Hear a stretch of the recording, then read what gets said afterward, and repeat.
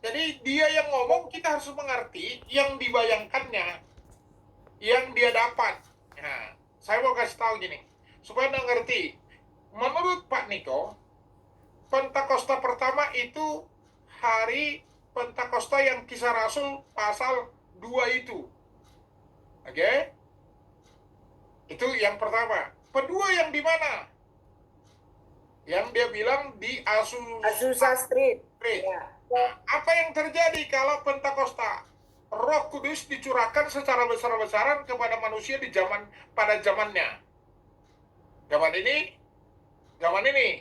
Dan ini udah sejarah, bisa dievaluasi. Dan menurut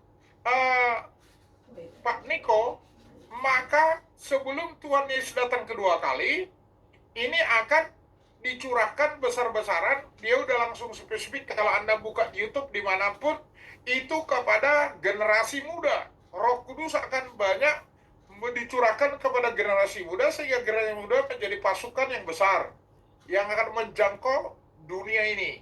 Apakah ini tahun 2023 tahun 2030 kata beliau kan Pak? Ya, itu akan terjadi besar-besaran.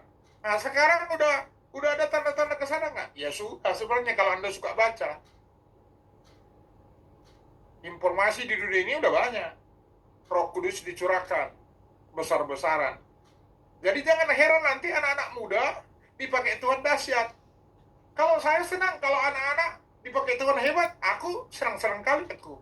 Malah kalau orang-orang yang anak sekolah minggu pun kalau dipakai Tuhan, wah mantap itu gitu. Ya, tapi mungkin sebagai tanggung jawab saya sebagai orang yang sedang udah lebih tua, maka anak sekolah minggu kalau di gereja kami kita dorong terus mereka supaya baca Alkitabnya. Ya, ada yang sudah 5 kali, ada yang 6 kali, ada yang apa gitu. Bahkan dari dalam perut ketika mamanya hamil, saya sudah suruh orang tuanya harus selesaikan baca 1 kali. Maka nanti benar, karena saya sudah lakukan ini lebih dari 15 tahun, maka sudah bisa dibikin riset. Apakah benar kalau anak yang sejak di dalam perut dibacakan firman Tuhan oleh papa mamanya, berbeda nggak dengan orang yang nggak dibaca? Sangat berbeda. Benar, Pak. Sangat berbeda. Nah, apakah seorang anak yang sudah dengar firman Tuhan waktu dia di perut, waktu lahir, susah nggak mengerti Alkitab? Enggak, sangat mudah. Dia lebih ngerti dengan banyak mahasiswa S1 teologi di Esteteril. Padahal dia masih anak-anak.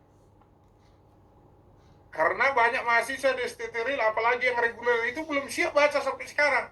Udah kusuruh baca, nggak siap-siap. Udah 1,5 tahun di kampus, belum siap baca. Aduh, kasihan kali. Nah, itu dia. Jadi kalau dibilang ini, jadi kita harus ngerti selalu supaya sesat itu. Ya, karena kau berpikir cara ini dari mana gitu. Karena istilah-istilah itu harus kita memahami. Nah, terutama juga nanti di Alkitab kita harus memahami yang tadi kan. Kita umpamanya penulis Yohanes. Kita akan belajar menurut si Yohanes apa saja. Karena istilah yang sama pasti pengertiannya kurang lebih sama kalau orang yang sama. Beda mungkin antara Yohanes dengan Petrus, ada beda-bedanya. Karena Petrus nelayan, Yohanes itu bukan. Yohanes itu koneksinya sampai imam besar pun dia bisa gitu. Jadi koneksinya